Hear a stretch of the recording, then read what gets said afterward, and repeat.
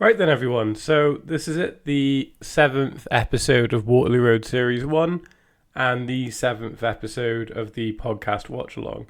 Now, what's interesting about this and this finale specifically, although there is a debate that a few other finales go this way, but this one specifically, it feels like a two-parter.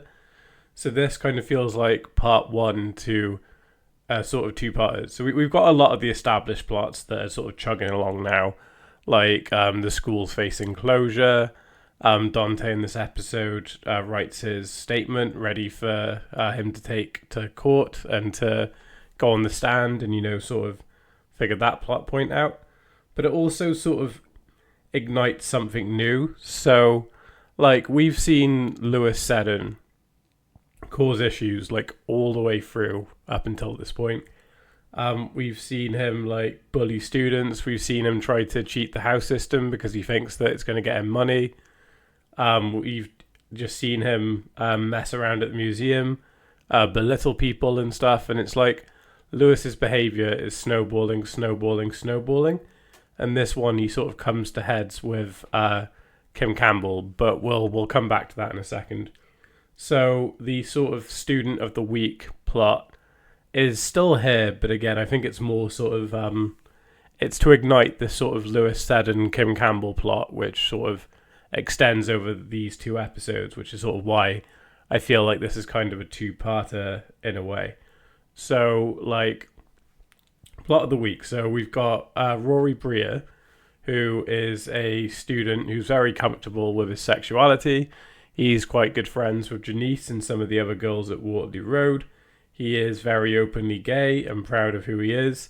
He's taken part in the dance class, ready for the performance that they put on to try to show the LEA that Waterloo Road is worth sticking open. So we've got him. Lewis walks in at the beginning as they're rehearsing, and Lewis starts calling him some quite homophobic slurs. He belittles him, he's rude, he's bullying him. Rory sort of ignores it and sort of bites back to some degree, which Lewis is noticeably uncomfortable by and isn't happy about. And this is sort of it. We see Lewis just sort of bully him across the episode for his sort of sexuality. Like, Lewis comes across his male fitness magazines and basically makes crass jokes about them, and basically just sees Rory as the problem. But like Kim says to Lewis something like, "Oh, you so uncomfortable with your own sexuality that you feel the need to belittle Rory and stuff," and which is probably true. I always find this episode quite uncomfortable to watch for a lot of reasons. So I think that like the homophobia is uncomfortable. A lot of the terminology is very, very dated. Even when Lewis uses quite a horrific slur, we see him getting told off for it. Like, Kim's like, we don't tolerate homophobic language and stuff. And yeah, I think as uncomfortable and awkward as it is, I think Lewis is sort of the bully character to do this with. Like, I know Finn is slightly uncomfortable by Josh, but I think that's more the fact that his friend kissed him and he wasn't into it. Even like, I don't know, Barry or Gabriella Walk, I couldn't see them using the language that Lewis did. Earl, yeah, I probably can. Kyle Stack, yeah, I probably can. Shuey, no. Even Miles Massey, no. Like, I think the further we get away from these first couple of series is, the less likely I could hear these sort of bully characters using this sort of terminology. Like, Tarek wouldn't either. Yeah, I don't know. I think even like some of the bully sort of teacher characters, like if we look at the scene where Rory gets his head stuck in the toilet, he comes out soaked and he's like, "Oh, I'm not going to rise to Lewis. I'm going to tell Miss Campbell, like, she can sort it." And then Rory comes across Grantley, and Grantley's like, "What are you doing?" And then he tries to confide in Grantley, which was clearly a mistake. I mean, at no point should a student think they can't tell a teacher what's going on. That's messed up. That should never be the case when there's bullying and stuff. If I had a child and she said to me that they were being bullied and one of the teachers just brushed it off or didn't care or wasn't being helpful, I would not take it. I would be down to that school being like, what? So I do get Mrs. Breer's point of view. And yeah, so we see Grantley is just sort of like, oh, it's all about you. You want to be a real lad, blah, blah, blah. Just goes on a ramble and stuff. Which, given how much we see Grantley change across the series, as you've probably seen in my video, the Grantley Budgeon video, which is out now, I actually used this scene at the very beginning of the video to kind of illustrate like how horrendous Grantley is. Like I said a few episodes ago in the podcast, the way he treated that kid who we thought was a drug addict but was looking after his mum who was severely ill. Like, Grantley was belittling him. And here he just, like, that initial scene is not great because he's just brushing off Lewis horrendously bullying this kid. But then later on, when he starts that petition and is chatting to the board of governors and stuff, Grantley like points out to Jack, he's like, you need to do something about that and stuff. So that's when I think it becomes more sort of uncomfort and a personal vendetta for Grantley rather than just being passive and not really giving a damn. So in that instance, it's not great. But Grantley isn't meant to be a likable character this series. Grantley is purposely meant to be quite standoffish, quite mean, and just the stereotypical old-fashioned dated teacher. That's who Grantley is here. He's not the sort of, like, he's not even in the opening credits. Like, I would argue now, actually, rewatching series 1, that Grantley should be in the opening credits. I would argue that to some degree he's a bigger character than Steph, or as big of a character as Steph. Grantley's had specific plot of the weeks about him. He's more or less had 2 if you count this one as well, which I would to some degree. Like, I think that Grantley should be in the opening credits. Yeah, as should Estelle, really, I think. And yeah, I want to thank the person who commented last week telling me it was Estelle. Thank you. That was driving me insane, so I appreciate you. Little shout out. You're a great person. Thank you. But yeah, so the basically back to the point. The student of the week, it's Rory Breer being bullied for his sexuality.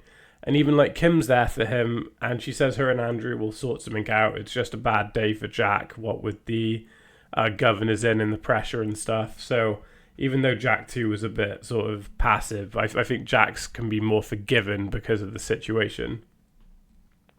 But this really is just a stepping stone to get Lewis sort of riled up's the right word. Basically, after the whole magazine debacle, he just starts attacking Rory, and then Kim intervenes and basically sends Lewis to the cooler, and Kim follows through. So made note on my phone, as I make notes as I go through. I think that the scene between Lewis and Kim is genuinely the most uncomfortable scene in the whole show. Like, don't get me wrong, there are other moments that are horrific as well. Like when Earl keeps Bolton and Paul hostage with a gun. That's super uncomfortable. Trying to think of some other recent ones. I think that the way Darren and his mum snap at Christine when she tries to help them in Series 9 is equally an uncomfortable moment. Yeah, I just think, like, or the moments where Dean is alone with, what's she called? Neil Guthrie's daughter, Libby. When Dean's alone with Libby, it's uncomfortable. And this takes the biscuit on it. I think it's acted so well from both parties. Like, you can see in Kim's eyes just how terrified she is, just how uncomfortable. And Lewis is just not backing down. Like, it was making me uncomfortable and angry to watch. Like, in a good way. Like, it's supposed to. It's meant to be horrible. Like, I wanted to intervene and give Lewis a slap. Like, that's how bad it is. And Lewis, him sniffing her and stuff. It's just uncomfortable to watch. And, like, from here we just see Kim deteriorate, and and understandably so. Like, Lewis just broke her and then just didn't really seem to give a damn about what he did. I do like that Andrew is there for her all the way through. It's at the end where she can't cope and yells at Rory. And Rory tells Andrew, and Andrew's like, Kim, I'm here, let me in and stuff. Like, again, it shows just how much Andrew values Kim now, especially after Andrew wouldn't have cared if Jack had gone further with Lewis. Like, I think that it's just both of them realise the seriousness of the situation. Which brings on to the other point. Now, I think, when I think series 1, so the first series, I think if you want to have, like, a recognisable moment or situation, like, what I might do is season by season, I might think, right, this is the defining moment of the series. This is the part that everyone's going to remember. Like, what is the most memorable moment, episode, scene, whatever you want to call it? For me, it's the bit in this one where Jack confronts Lewis. So we see Kim sort of break down. She's trying to explain to Jack what happened, but she's struggling. Jack realizes immediately what's going on, what Lewis did. And Jack's like, I've had enough of this, and just like runs upstairs, takes his jacket off. It's the fact, you tell the tone of the situation. So when he walks in the room, it's not, Mr. Budgeon, could you step outside, please? It's Grantley, get out, which is what he yells at him. Grantley's a bit like, oh, okay, and then walks out. It's not funny because of the seriousness of the scene, but it's what I think sums up Lewis quite well.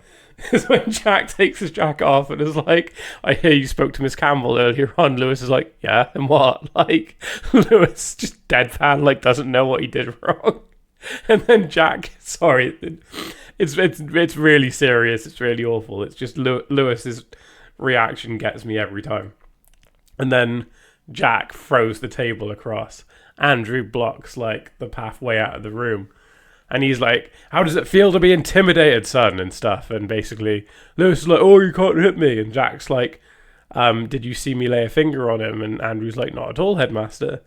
And then Jack just like, is like, oh, Kim has dedicated her whole life to helping scum like you. And he's like, get out of my school. I never want to see you again.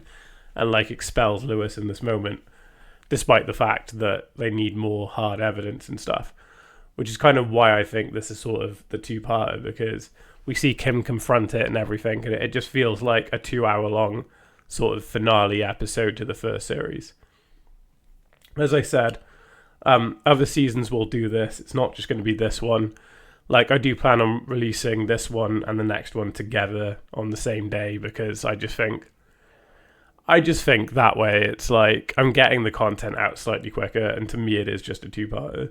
So what I think, if I get to finales and I think that they are sort of two-parters, then I will kind of do them together. Like, for example, the most recent series to date of this episode coming out, Series 17, where Episode 7 ends with Stella being arrested for embezzlement and Darius is comfortably there as the acting head teacher. And the next episode, we find out Stella's been charged. And then Darius has his meeting with Serena Michelle to make it concrete that he will be the head teacher going forward. And then Jack's there to support her, and Ben kind of figures out a way to resolve it. Like, to me, that feels like a two-parter. So that, in a similar way to this, would be 2 parts. I might just do all finales as 2. I don't know. We'll see how they sort of go. I was debating doing openers as 2, but again, the openers usually feel quite standalone, so I don't know. I'm still sort of figuring it out a little bit, but for sure this will be released together. So what else happened in this episode? Let me think. So as we know from the previous episode, Steph was blackmailing Jack into not firing her for her incompetence and stuff. So she threatens to blackmail Jack. She says, you tried to get rid of me, I'll go to the board and say that that you basically made me sleep with you and stuff, and that if I wanted to keep my job, we would go off together and stuff. At which point Jack just feels cornered. He confides in Andrew, and he's like, right, you're going to have to get Steph up to scratch. And Andrew's like, that's a full-time job, I don't want to do that. And I don't blame Andrew. I wouldn't want to do that job either. I really rate the scene where Andrew is like giving Steph some coaching. Because like Steph clearly doesn't want it and finds it patronizing, even though she definitely does need it. We all love Steph, but she's not a good teacher, let's be honest with you. I just love Andrew holding the Game Boy SP, pretending to play a game, being like, oh, I don't care what you have to say, and then he like calls her a cow and stuff and gets out his mobile phone. And then Steph takes it too far and is like, "Do you want to slap?" And then realizes what she says, and Andrew's just like, "Oh, so bad." I just love the Nintendo SP because when I watched it recently, well, I mean today, but I remembered it was when I watched it before Christmas. I was like, "No, is there not even a DS yet?" And I mean, I think the DS was out, but I guess if they wanted to go for realism, it's probably more likely that a student would bring a Game Boy SP to a class than a DS. But it was a nice little throwback, and to someone who, as you could probably tell, loves retro games and retro consoles, I appreciated it a lot. The Game Boy SP is actually my favorite Game Boy. I think it's the most underrated one. I know a lot of people like the Advance because of the screen, but I don't. I think that the SP to me feels like definitive Game Boy, and it feels that much closer to what the DS will be. So yeah, I'm an SP man all the way through. My favorite retro console though is the Nintendo 64, which, if you've seen my other channel, I do live stream games a lot, and yeah, I'm one game away from getting the N64 library I want. Not that I've got them all, because I've probably only got about 30, 40, but I mean, to me, all of the ones that I want, I'm just missing one, and that's Conker's Bad Fur Day. And I turn 30 this summer, so in about 2 months' time, I'm 30. So as a little gift to myself, I'm going to push the boat out a little bit and get a copy of Conker's, because getting a legit copy is very expensive. Anyway, back to the episode. So yeah, Andrew's tasked with trying to get Steph up to scratch, which just doesn't take really. The other girl who was in the car crash at the beginning of the series, I honestly can't think of her name right now. She wakes up and Izzy was terrified, but she doesn't remember. So now it just comes down to what Dante says versus what Chloe says. Did I say Izzy just now? If I said Izzy, I meant Chloe. Sorry, I'm getting characters all muddled. I mean, her mother and daughter's called Izzy, so she's kind of sandwiched in between the Izzy titles. So that's what is leading on to the next episode as well. We have Dante's trial coming up. I remember watching this for the first time, and I was so tense about it. I don't know why I was so tense, because I'd already seen series 3 and 4, so I knew Dante didn't go to prison. I mean, part of me thought maybe he spent the majority of Series 2 in there and he got out towards the end, but I was a bit like, oof, how is this going to go? I actually think the ending's a bit of a cop-out. I mean, I'll talk about it more in the next one, which luckily you guys won't have to wait a week for. But yeah, I find the trial result a bit meh, and I always have. But I guess it was quite an easy resolution. So yeah, Dante's written his statement. He's ready to tackle the trial. Chloe's feeling more comfortable about things now. And the sort of ending cliffhanger is Lorna seeing Tom and Izzy making out with each other and stuff. And you know how I feel about this Tom, Izzy, whatever plot point. So that's sort of that. Yeah, I think this one's quite good. As I said, this one specifically feels quite difficult to judge because it feels like a two-parter. I don't know if it's just me that thinks it's a two-parter. And I know that with serialized shows like this, it's always going to feel a bit kind of like part 1, part 2, part 3, part 4. But I think because this plot sort of is so specific to this one, and yeah, we have seen Lewis's behavior deteriorate across the series. Not that he was exactly a golden boy at the start, but like he has gotten progressively worse. So there has sort of been a plot thread there, but like this just feels like he's really pushing it now. And it kind of it's the resolution to that big plot from this episode. You've got they meet with the LEA to discuss whether Lewis can be expelled or not. Lewis is there, Kim's there, Lewis's mother's there. And then it's like Lewis's fate's being decided, Dante's fate's being decided, Chloe's fate's being decided, the school's fate's being decided. So there's a lot of decision making in this next episode. But I think because so much of this episode did revolve around Kim and Lewis, I think that like it kind of makes sense. And I mean, they do sort of pay off the whole Rory Breer thing at the end, because Jack's like to Mrs. Breer, "Oh, don't worry, the situation's been sorted. Lewis said and has been expelled permanently." That was probably an awful sort of Manchester accent, but yeah, that's kind of what he says. And she was like, oh, I was so close to taking my son out of school. Thank you, Mr. Rimmer. You really are making a change, or whatever she says. So yeah, that's kind of that. Yeah, it's a good episode. I'm glad I'm not sort of doing ratings because I don't know where I'd rate a lot of this series. I think later series are easier because a lot of it feels more traditionally structured and standalone with the ongoing plots in the background.